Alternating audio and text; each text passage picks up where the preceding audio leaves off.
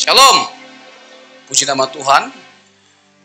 Suatu rasa syukur yang luar biasa bagi setiap kita untuk kita boleh kembali beribadah dan mendengarkan kebenaran firman Tuhan yang selalu menguatkan dan menghibur setiap kita. Hari ini saya akan menyampaikan kebenaran firman Tuhan dengan judul Kuasa Transformasi Injil. Kuasa Transformasi Injil. Kita semua tahu bahwa Injil itu adalah sesuatu yang hebat, sesuatu yang dahsyat, sesuatu yang luar biasa. Tidak ada apapun di dunia ini yang lebih kuat, yang lebih berkuasa dalam mengubahkan kehidupan kita secara efektif selain kebenaran Injil. Injil adalah kekuatan Allah, itu yang Alkitab sampaikan bagi setiap kita. Injil bukan hanya memberikan atau membawa kekuatan, tapi Injil sendiri adalah kekuatan Allah. Nah, tentu ini menjadi sesuatu yang menarik dan layak untuk kita perhatikan. Kita harus memberikan hidup kita sepenuhnya. Kita harus memberikan hidup kita sepenuhnya untuk terus menggali kebenaran Injil, karena Injil sesuatu yang berasal dari Allah. Nah, untuk kita boleh dengan dalam memahami kuasa transformasi Injil, penting untuk kita terlebih dahulu memahami arti dan esensi Injil itu dalam kehidupan kita, orang percaya. Secara umum dan sering kita dengarkan bahwa Injil itu adalah kabar baik. Yes, amen. Injil adalah kabar baik dan tidak ada kabar yang lebih baik selain daripada Injil. Sekali lagi, tidak ada kabar yang lebih baik selain daripada Injil. Saya tidak pernah mendengar ada orang yang diubahkan hidupnya karena baca buku kimia, buku matematika, fisika, atau biologi, apalagi novel, telenovela. Tidak pernah. Tapi nggak sedikit saya mendengarkan kesaksian orang yang diubahkan hidupnya karena Injil. Misalnya Martin Luther, dia melihat bagaimana Roma, kitab Roma, ya, dan Galatia sebagai sesuatu yang mengubahkan hidupnya. Dia bukan hanya sekedar mendasarkan teologianya pada surat Roma, pada tulisan Paulus ini, tetapi dia mendasarkan perubahan hidupnya pada surat Roma. Kebenaran Injil yang diutarakan dalam surat Roma dan juga Galatia. Ada juga Agustinus. Agustinus yang merujuk kepada Roma pasal yang ke-13, ayat 13 dan 14. Jadi, di sepanjang sejarah telah terbukti bahwa Injil itu ampuh dalam mengubahkan kehidupan kita. Ini tentunya menarik perhatian setiap kita dan membuat kita dengan serius harusnya untuk memperkarakan, mempersoalkan kebenaran Injil sebagai harta karun bagi setiap kita. Jadi kalau saya mau gunakan analogi, ibarat Injil itu adalah sebuah peta yang mengarahkan kita kepada harta karun. Dan harta karun itu adalah Yesus Kristus. Dan dia bukan hanya sekedar membuat kita gembira karena luar biasanya harta itu, karena dahsyatnya harta itu. Lebih dari sekedar apa yang dunia tawarkan membuat kita bahagia. Dia memberikan keselamatan bagi setiap kita. Dan sukacita kita itu adalah karena Yesus menganugerahkan sesuatu yang dunia tidak bisa berikan bagi setiap kita. Tetapi untuk kita bisa lebih dalam memahami mengapa Injil bisa disebut kabar baik, perlu kita memahami kabar buruk. Karena kita hanya akan lebih dalam menghargai kasih karunia Tuhan yang begitu besar itu yang disaksikan oleh Injil ketika kita memahami kabar buruk. Nah, kita semua tahu bahwa kita semua telah jatuh ke dalam dosa. Bapak Gembala kita sering mengatakan bahwa karena kita telah jatuh dalam dosa, hanya satu kepastian kita. Apa?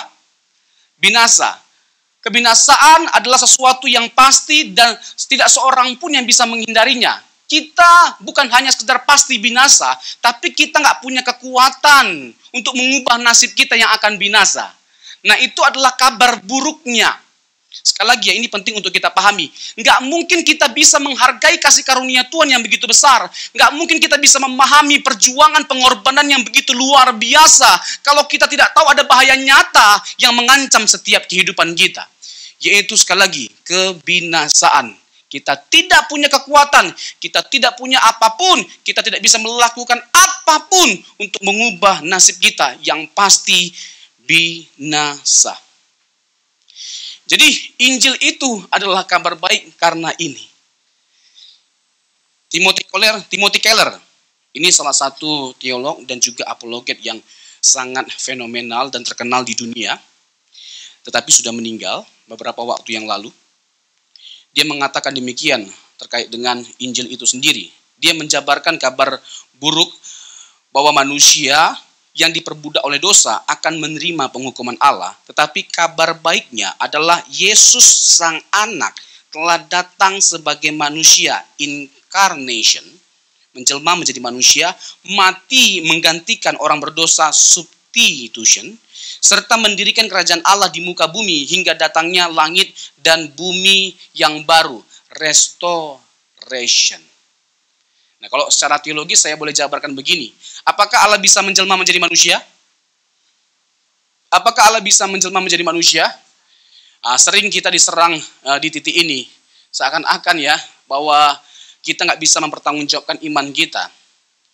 Dianggap bahwa lucu sekali, konyol sekali rasanya mempercayai Allah menjelma menjadi manusia. Bagaimana mungkin Allah menjadi hina, ya menjadi berdosa dengan menjadi manusia. Itu sesuatu yang nonsen, dianggap tidak masuk akal.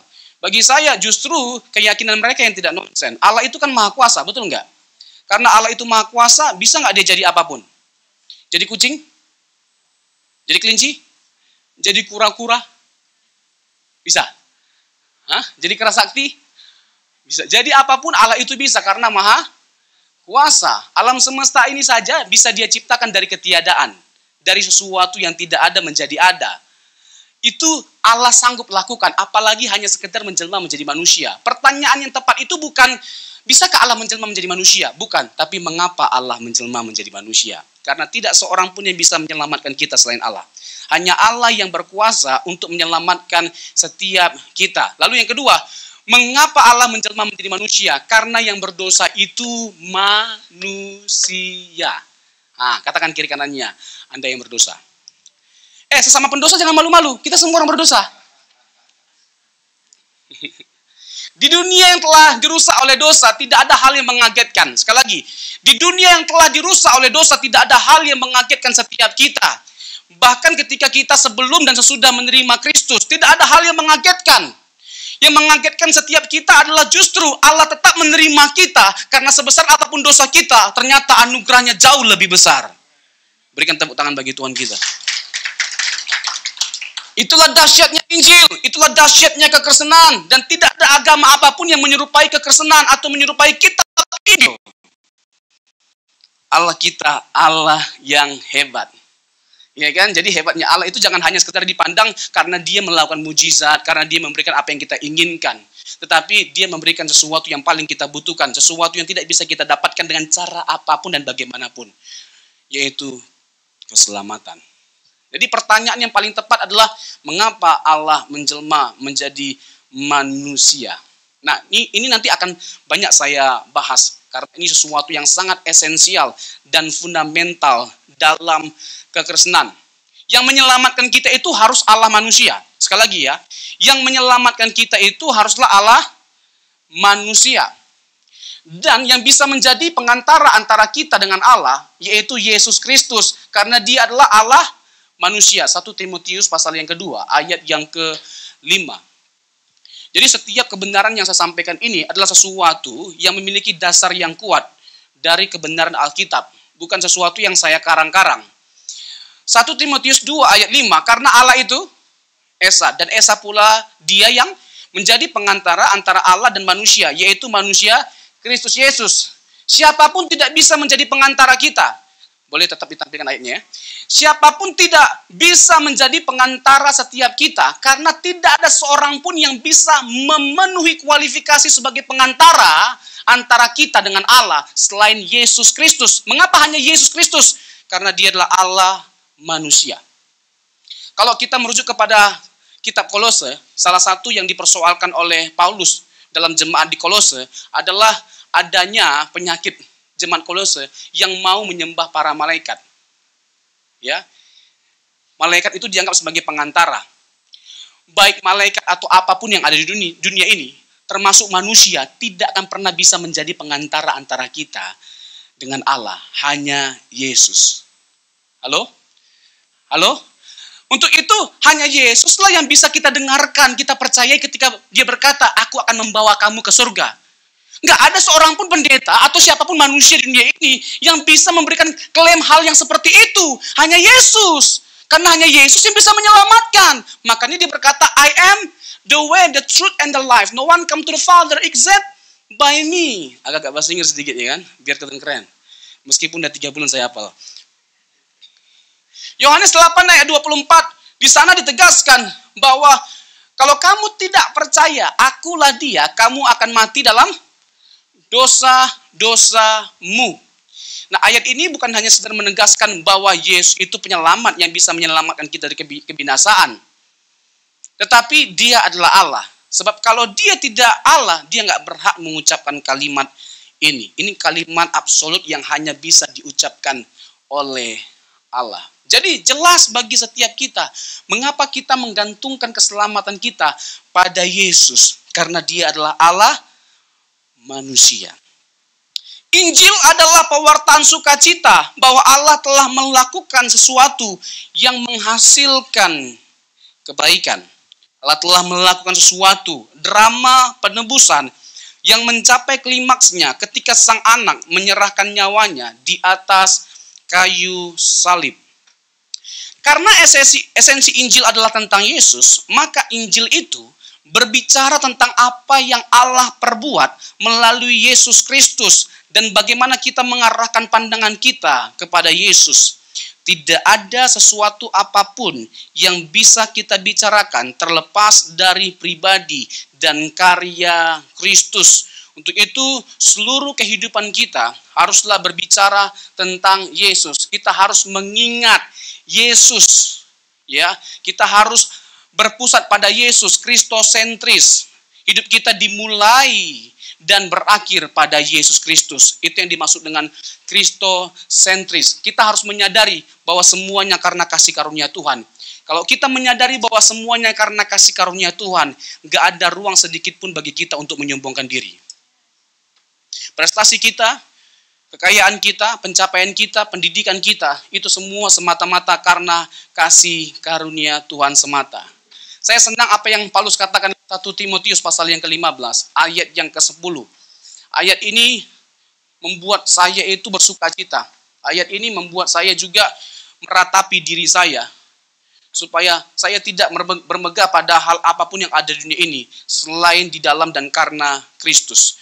1 Korintus 15, ayat yang ke-10. 1 Korintus pasal 15, ayat yang ke-10.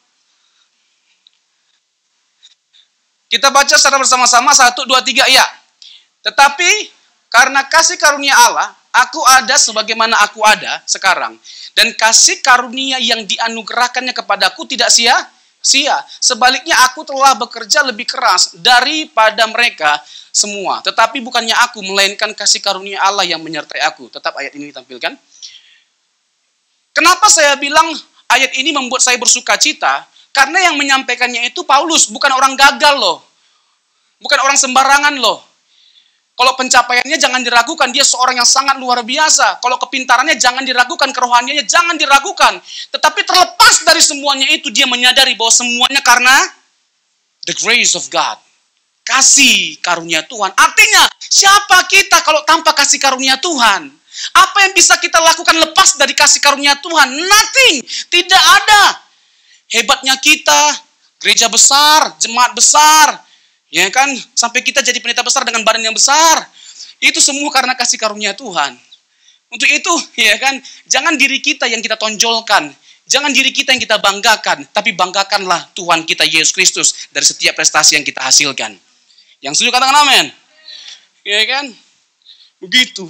Jadi makin kental nuansa bening. Tiada yang hebat. Itu nuansa bening. Makin kental nuansa Injilnya, ya, yang mewarnai kehidupan kita sebagai orang percaya. Nah, jadi kita secara khusus para hamba Tuhan, para pendeta, ya, juga tergoda untuk bermegah diri atau menyombongkan diri, apalagi kalau pelayanannya luar biasa. Makanya para pendeta yang secara khusus ya, yang sudah punya nama, ya kan, harus benar-benar berhati-hati, bukan hanya sekedar dengan omongannya, tapi juga dengan kehidupannya.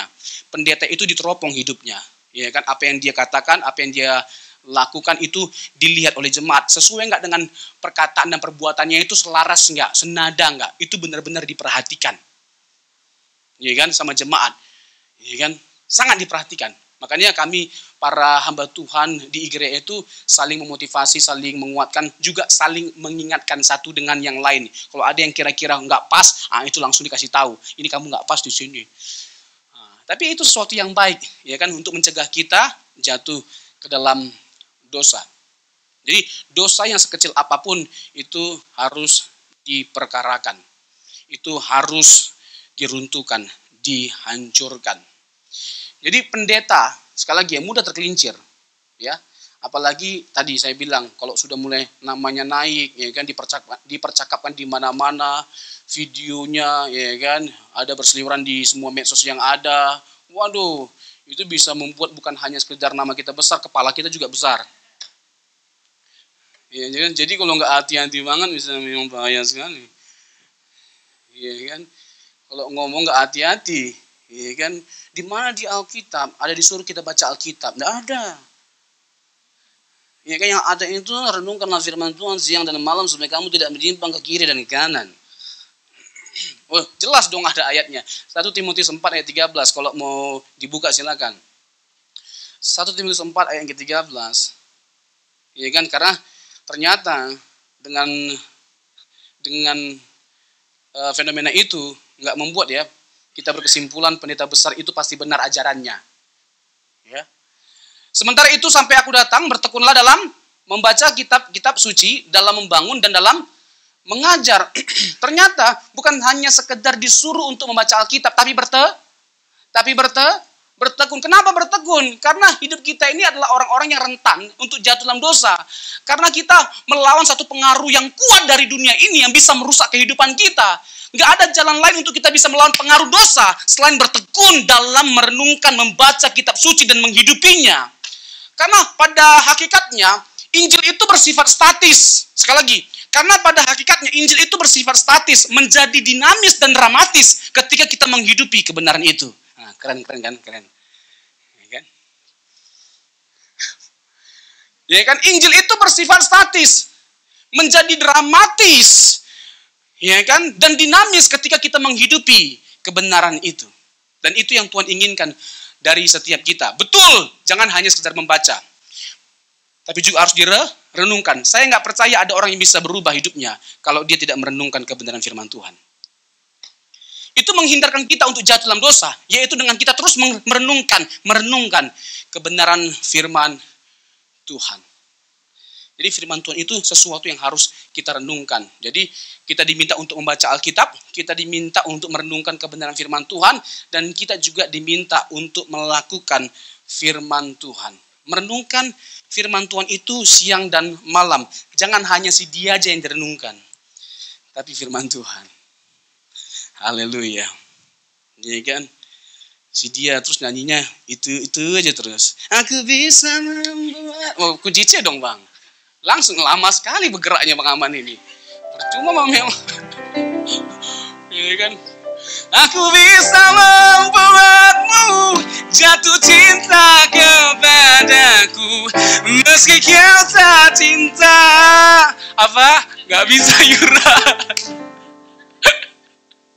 Aduh. Ya kan? Kita tahu bahwa satu-satunya cinta yang sempurna, cinta yang luar biasa adalah cinta dari Tuhan kita Yesus Kristus. Dan itu bisa Yuda. Itu bisa. Haleluya. Nah, jadi Injil itu berbicara tentang Allah yang menyatakan karya keselamatan, dan karya Allah itu membawa kita untuk mengenal Dia dan kembali dalam persekutuan yang benar di dalam Dia. Secara umum, teologi Injil ya, atau transformasi Injil yang kita alami berbicara tentang penyataan Allah dan puncak karyanya di dalam Kristus Yesus, dan melalui Yesus Kristus kita dapat mengenal Allah Tritunggal, jauh lebih dalam. Nah, ada dua hal yang menjadi penekanan utama untuk kita perhatikan secara bersama-sama. Yaitu yang pertama, mengenal Allah melalui karya keselamatan. Ini inti dari Injil. Yang kedua, dampak keselamatan dibuat kembali dalam gambar Yesus. Dan yang buat kembali gambar itu siapa? Allah sendiri, Yesus sendiri. Nah, mengenal Allah melalui karya keselamatan. Bapak Ibu, saudara yang terkasih, jelas sekali yang paling Tuhan inginkan dari setiap kita adalah kita mengenal Dia. Mengenal Dia. Jadi Allah melakukan berbagai macam cara untuk kita bisa mengenal Allah. Tadi ya, yang pertama diberikan Alkitab. Ini penyataan khusus. Yang kedua, diberikan Yesus bagi setiap kita. Tidak ada cara terbaik, tidak ada cara terhebat untuk kita lebih dalam mengenal Allah selain Alkitab dan Tuhan kita Yesus Kristus. Memang ada begitu banyak cara untuk kita bisa mengenal Allah. Mengetahui Allah itu ada lewat alam semesta misalnya. Lewat alam semesta yang teratur, yang indah, yang begitu besar. Ya nggak mungkin kita menyimpulkan Allah tidak ada. Ya, alam semesta itu adalah saksi dari keberadaan Tuhan. Tapi untuk mengenal Allah yang benar, nggak cukup hanya sekedar lewat alam semesta. Kita butuh penyataan khusus. Dan itu adalah Alkitab dan Tuhan kita Yesus Kristus. Melalui Alkitab dan Tuhan kita Yesus Kristus, kita bisa mengenal Allah yang benar itu seperti apa.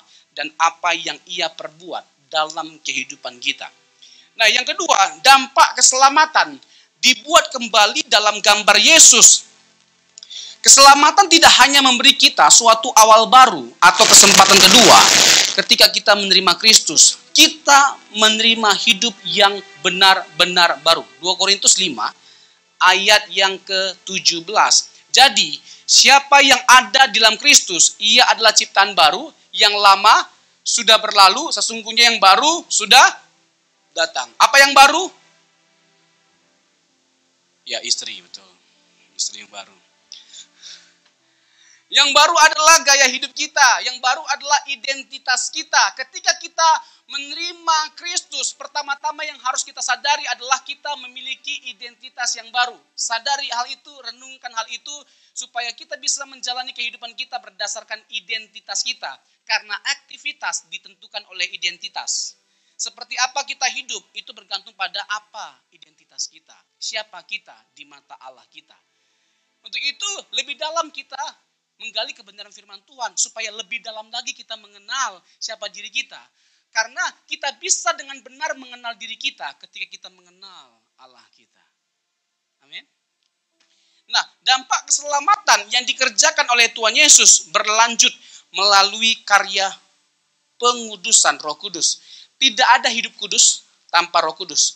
Tidak ada keselamatan bisa terrealisasi dengan sempurna tanpa Roh Kudus. Efesus 4 ayat 30. Efesus 4 ayat 30. Dan janganlah kamu mendukakan Roh Kudus Allah yang telah memeteraikan kamu menjelang hari penyelamatan.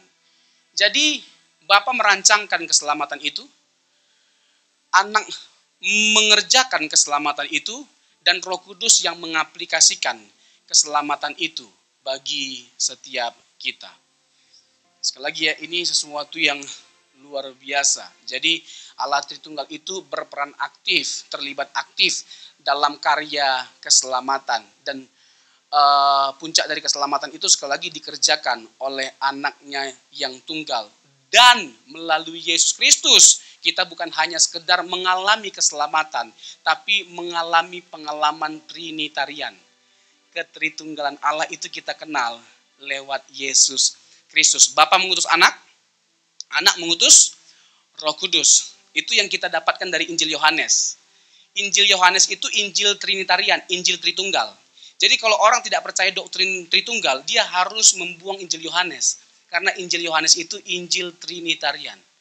Dengan kita melihat Injil Yohanes, kita tahu bahwa Allah yang benar adalah Allah yang Tritunggal.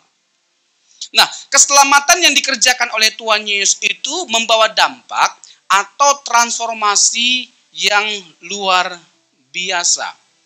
Nah, untuk mengalami kuasa transformasi Injil yang dikerjakan oleh Tuhan kita Yesus Kristus, ada 4 hal ya yang harus kita pahami, yang harus kita jadikan prinsip atau filosofi dalam kehidupan kita. Kita harus menjadikan Injil sebagai apa? Yang pertama, Injil sebagai perspektif. Injil sebagai perspektif. Injil tidak mungkin bisa mengubahkan setiap kita kalau kita tidak menjadikan Injil sebagai perspektif. Injil bukan hanya sekedar objek pengetahuan. Injil bukan hanya sekedar teori saja yang hanya sekedar memberikan kita penghiburan. Tetapi Injil itu sesuatu yang mengubahkan seluruh aspek kehidupan kita. Untuk itu Injil harus dijadikan perspektif. Kita tidak boleh hidup dikendalikan oleh filosofi dunia, tapi hidup dan dikendalikan oleh Injil. Filipi 1 ayat 27. Hendaklah hidupmu berpadanan dengan Injil. Hendaklah hidupmu berpadanan dengan Injil. Tadi di awal saya tegaskan, Injil itu adalah kekuatan Allah. Saya mau berikan satu eksposisi yang sederhana untuk kita benar-benar yakin ya dan tahu dan sungguh-sungguh mau mengalami kuasa transformasi Injil itu. Dengan kita merujuk kepada Roma pasal yang pertama, ayat 16 dan 17. Roma pasal yang pertama, ayat 16 dan 17. Yuk, sama-sama kita baca. 1, 2, 3, ya. Sebab aku mempunyai keyakinan yang kokoh dalam Injil, karena Injil adalah kekuatan Allah yang menyelamatkan setiap orang yang percaya. Pertama-tama orang Yahudi, tetapi juga orang Yunani. Ada beberapa, udah cukup ayat 16 dulu. Nah, ada beberapa hal yang perlu kita pahami dari ayat ini. Pertama begini, para penafsir menganggap bahwa seluruh teologi Paulus itu berpusat pada 2 ayat ini. Ya, Roma 1 ayat 16 dan 17. Seluruh teologi Paulus itu berpusat pada 2 ayat ini. Ada para penafsir Alkitab atau para pakar yang beranggapan seperti itu. Tetapi itu sesuatu yang bisa diterima juga di satu sisi. Kenapa saya mengatakan demikian? Karena begini. Kalau LAI menerjemahkan kata epais kunomai, yaitu keyakinan yang kokoh. Itu dalam bahasa yang positif. Tapi kalau kita bicara tentang arti literal, ya, epais kunomai itu artinya tidak merasa malu. Tidak merasa malu. Nah, pertanyaannya, apa yang membuat kita tidak perlu merasa malu karena berita Injil? Nah, pada abad pertama, kita pahami dulu ya konteksnya, supaya semakin dalam kita masuk ke dunia itu. Pada abad pertama, berita tentang Injil itu adalah sesuatu yang memalukan. Terkait dengan apa itu? Salib dan kebangkitan Yesus. Mempercayai Yesus yang tersalib itu sesuatu yang memalukan dan sesuatu yang dianggap nonsens. Tetapi Paulus memberikan alasan yang kuat mengapa kita nggak perlu malu. Bahkan Paulus itu memiliki kerinduan yang begitu besar untuk memberitakan Injil kepada jemaat Roma pada waktu itu. Karena ada orang yang menganggap Paulus itu takut memberitakan Injil secara langsung kepada jemaat Roma. Karena orang-orang Roma itu orang pintar. Ya, pusat kekuasaan dan kebijaksanaan itu ada di kota Roma. Sehingga dia takut. Kan surat Roma itu dia tuliskan dengan tanpa dia pernah ke Roma. Nah, ini membuat kita tentu layak untuk bertanya-tanya, mengapa ya? Dan apa Paulus takut? Karena pemberitaan Injil itu sesuatu yang memalukan? Tidak. Nah, Paulus berikan jawaban.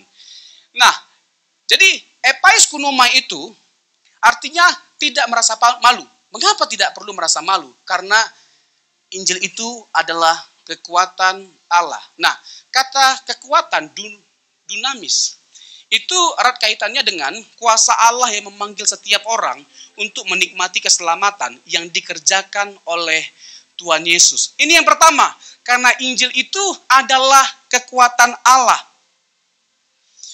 Kekuatan Allah, kuasa Allah. Jadi kalau kita mau mengalami pembaruan hidup, kita mau mengalami keselamatan, pemulihan, Injil jawabannya. Sekali lagi ya, Injil itu bukan hanya sekedar membawa kita pada kekuatan, tapi Injil itu sendiri adalah kekuatan Allah.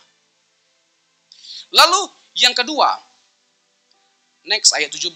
Nah, ini sesuatu yang luar biasa bagi saya.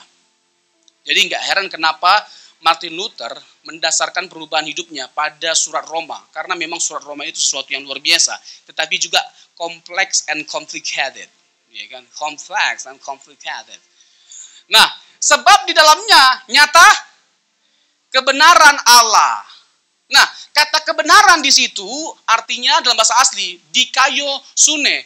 Nah, kata dikaiosune ada hubungannya dengan konteks pengadilan di mana seorang hakim ya membacakan satu hasil kepada terdakwa bahwa dia telah dibebaskan. Dia tidak bersalah, dia dibebaskan. Nah, inilah alasan mengapa Paulus bergairah rindu untuk memberitakan Injil dan merasa tidak perlu malu karena Injil itu adalah kekuatan Allah yang menyelamatkan.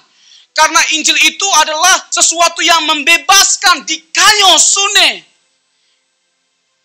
Kita dibebaskan dari sesuatu yang berbahaya.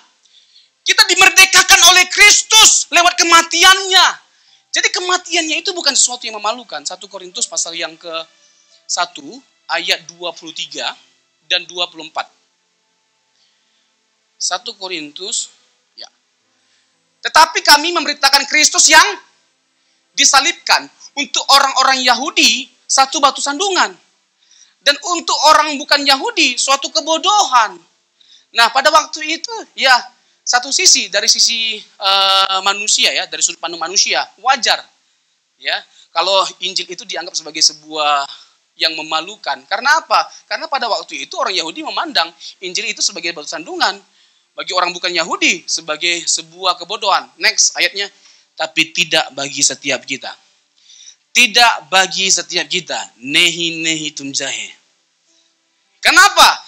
Tetapi untuk mereka yang dipanggil, baik orang Yahudi maupun orang bukan Yahudi, Kristus adalah kekuatan Allah dan hikmat Allah. Salib dan kebangkitan Yesus adalah jantung dari kekristenan. Ini adalah inti dan pesan utama dari teologi Paulus. Dia banyak berbicara tentang Yesus yang tersalib. 1 Korintus 2 ayat 2. Aku telah memutuskan untuk tidak mengetahui apa-apa di antara kamu selain Yesus yang tersalib. Jadi salib dan kebangkitan Yesus dua hal yang tidak bisa dipisahkan dari kekristenan. Dan disinilah inti atau jantung dari kekristenan. Karena jatuh bangunnya kekristenan terletak pada Yesus yang mati dan bangkit. 1 Korintus 15 ayat 3 dan 3 sampai 8. 1 Korintus 15 ayat 3 sampai 8. Sama-sama kita baca ayat 3. Sebab yang sangat penting telah kusampaikan kepadamu, yaitu apa? Yang telah kuterima sendiri, ialah bahwa Kristus telah mati karena dosa-dosa kita, sesuai dengan kitab suci. Tetap di ayat itu. Nah, dalam terjemahan lain, kata sebab yang sangat penting, itu yang terpenting, yang terutama.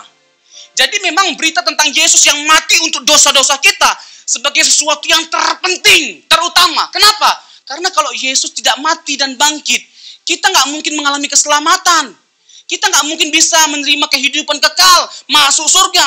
Nonsense, sesuatu yang nggak mungkin. Jadi inilah yang seharusnya membuat kita bukan malu dengan Injil, tapi bangga, bahkan menyerahkan seluruh kehidupan kita pada Yesus yang telah mati dan bangkit bagi setiap kita. Berikan tepuk tangan bagi Tuhan kita.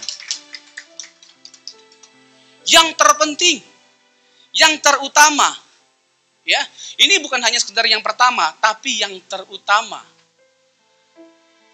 Yang pertama itu belum tentu yang terutama. Misalnya kita nih ya, pengen cari cewek, pengen cari jodoh ini ya kan.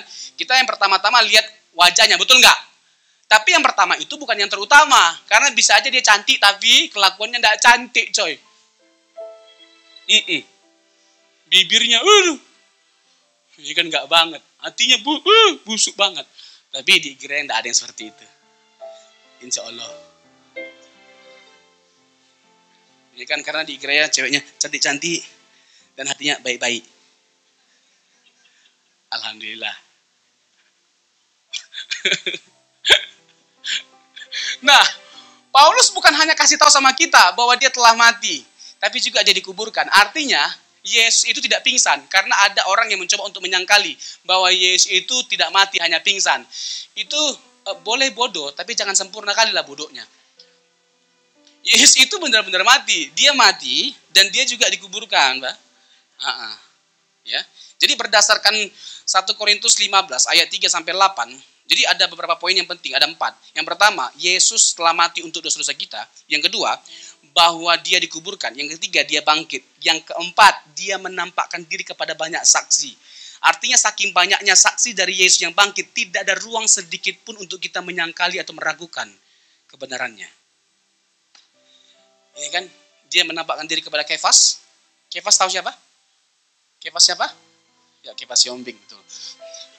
Kefas Petrus. Yang kedua, kepada 12 murid. Lalu kepada Yakobus. Lalu kepada 500 pasang mata. Terakhir kepada siapa? Terakhir kepada siapa? Ya, Robson, betul. Kepada papaku. Paulus. Terakhir kepada aku. Kata Paulus.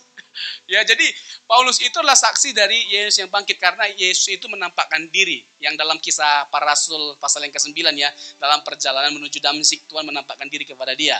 Ini syarat dari kerasulan bahwa seseorang itu harus bertemu dengan Yesus yang langsung pada waktu itu. Dan Paulus sering diragukan kerasulannya. Nah, dia sering membela kerasulannya dengan mengatakan, "Aku berjumpa Yesus loh. Aku bertemu dengan Yesus loh." Ya, jadi Yesus terakhir kali menampakkan diri kepada Paulus. Nah, ada berapa pasang mata yang menyaksikan Yesus yang bangkit? Berdasarkan 1 Korintus pasal 15, ada 500 pasang mata. Dalam pengadilan, suatu perkara dianggap sah kalau ada 2-3 orang saksi. Ya, meskipun ini bisa diterjemahkan lebih lanjut lagi. Nah, saksi dari Yesus yang bangkit itu berapa banyak? Bukan hanya 2 atau 3, 500 pasang mata. Bahkan Paulus berkata demikian, kalau kamu masih ragu, itu di antara mereka masih ada yang hidup, tanya aja, tanya. Nah, itu. Jadi sangat kuat sekali keyakinan kita ini, berdasar sekali. Jadi jatuh bangunnya kekristenan itu terletak pada ajaran tentang Yesus yang bangkit. Ada kehidupan, ada keselamatan karena Yesus bangkit. Kekristenan ada pada hari ini. Gereja bisa ada pada hari ini. Itu karena ada Yesus yang bangkit dari maut. Kita bisa mengecap keselamatan. Injil sebagai perspektif. Yang kedua, Injil sebagai motif. Injil itu harus sebagai motif. Motif lebih penting ya dari sebuah tindakan atau ketaatan. Ya, bisa saja kita melakukan sesuatu yang baik tapi dengan motivasi yang tidak baik. Nah, ini sesuatu yang harus kita perhatikan. Misalnya kalau kita memberikan persembahan, perpuluhan atau apapun itu gitu loh. Harus dengan motif yang benar. Kita memberikan persembahan, perpuluhan bukan supaya diberkati, tapi karena kita sudah diberkati. Makanya bahkan ada kasus yang begitu tuh.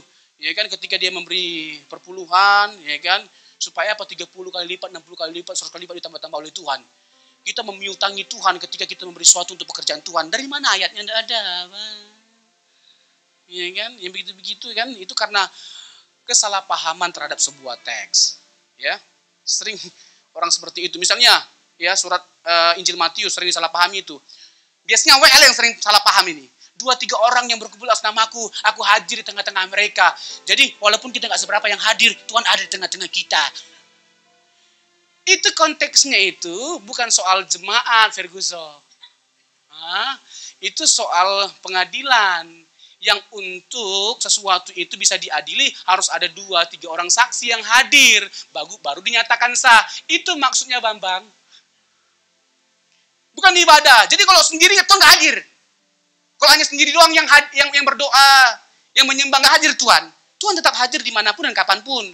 Bahkan ketika kita nggak berdoa atau nggak menyembah, Tuhan hadir. Amin. Harus kayak gitu, aminnya, amin. Nah, baru mantap. Jadi enak ya kalau kita tahu ya maksud firman Tuhan itu konteksnya apa ya. Tafsiran yang benar seperti apa. Supaya kita nggak marsalawon. Salah-salah. Ya, Injil harus sebagai motif, ya, motif kita yang meluruskan segala sesuatu yang tidak benar atau yang menyimpang. Motif kita harus didrive berdasarkan Injil. Kita mengasihi Allah karena kita telah terlebih dahulu dikasihi oleh Allah. Kita memberi sesuatu kepada Allah karena kita sudah menerima segala-galanya dari Dia. Penebusan Kristus yang sempurna dan beranugerah menggerakkan hasrat kita yang terdalam dalam segala keadaan. Hasrat ini tidak hanya terbatas pada hasrat untuk memberitakan Injil kepada orang lain. Yang disorot di sini bukan membagikan Injil, melainkan menghidupi Injil. Jadi tidak ada yang salah dengan membagikan Injil, tapi pastikan terlebih dahulu kita menghidupinya sebelum kita membagikannya. Jadi powerful sekali ya kebenaran yang kita bagikan itu. Ketika kita didapati telah terlebih dahulu menghidupinya. Orang teryakinkan sesuatu yang kita sampaikan itu dahsyat, besar kuasanya. Karena mereka melihat buahnya dalam diri kita. Jadi sebelum kita men-share-nya, hidupi kebenaran Injil itu. Sehingga kita bisa membuktikan bahwa Tuhan yang kita sembah itu adalah Tuhan yang hidup. Bukan hanya lewat uraian kata, tapi lewat kehidupan kita. Karena bisa nggak seperti ini case-nya? Injil kita benar, tapi hidup kita nggak benar. Bisa nggak case-nya begini? Injil kita benar, Alkitab kita benar, tapi hidup kita nggak benar. Iya, sehingga orang nggak bisa mempersalahkan Injil atau keyakinan kita hanya karena hidup kita nggak benar, nggak benar. Logis nggak? Logis ya. Tetapi kita dipanggil bukan untuk melakukan apa yang cemar, tapi apa yang kudus di mata Allah. Masih semangat? Masih mau lanjut? Ya. Ini sebentar aja ya. Ya kurang lebih 10 menit lah ya. Karena ada beberapa poin lagi yang menurut saya penting sekali untuk kita pahami. Tadi Injil sebagai perspektif, Injil sebagai motif, Injil sebagai model. Bapak Ibu tahu siapa model yang lagi terkenal di dunia ini? Hah? Siapa model yang lagi hot di dunia ini? Tahu? Nah, ya, kalaupun tahu nggak ada hubungannya sama pembahasan ini. Injil sebagai model. Injil mengkisahkan banyak tokoh yang luar biasa. Abraham, ketaatannya luar biasa. Ya, dia seorang yang taat. Butuh waktu 25 tahun pada akhirnya untuk dia mendapatkan apa yang Tuhan janjikan. 25 tahun lama nggak? Kita ini, jangankan 25 tahun. 1 minggu, 1 bulan aja udah nggak tahan kita. Mana ya Tuhan? Aku udah melayani, aku sungguh-sungguh. Setiap hari aku melayani Tuhan. Aku mengasihi Tuhan. Mana? Aku bergumul sesuatu tapi Tuhan nggak jawab. Baru sebulan, Pak. Ini Abraham berapa lama? 25 tahun. Itu pun setelah 25 tahun, Tuhan mau ambil lagi anaknya. Coba bayangin. Hah? Apakah dengan mudahnya Abraham menyerahkan anaknya? Meskipun nggak dikisahkan? Nggak mudah pasti. 25 tahun. Dia menunggu. Itu waktu yang lama. Ya kan ketika Tuhan meminta supaya Abraham mempersembahkan anaknya, bisa aja mungkin timbul dalam hatinya, Tuhan janganlah anakku, istriku aja, ada tua Tuhan. Istriku aja Tuhan. Tapi Abraham nggak begitu, Pak. Ya, mungkin kalau kita jadi Abraham, kita begitu, Pak. Iya kan?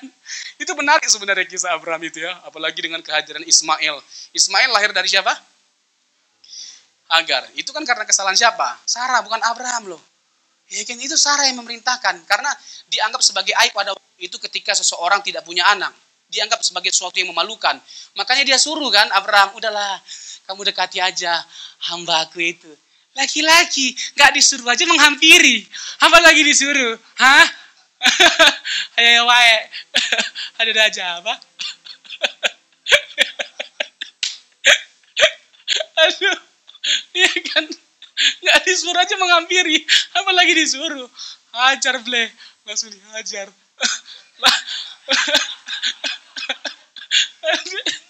Lahirlah siapa? Lahir Ismail. Muncullah banyak sekali perselisihan kan, perseteruan. Dimulai dari itu tuh. Ya kan? Siapa anak terjanji? Ishak. Dari siapa?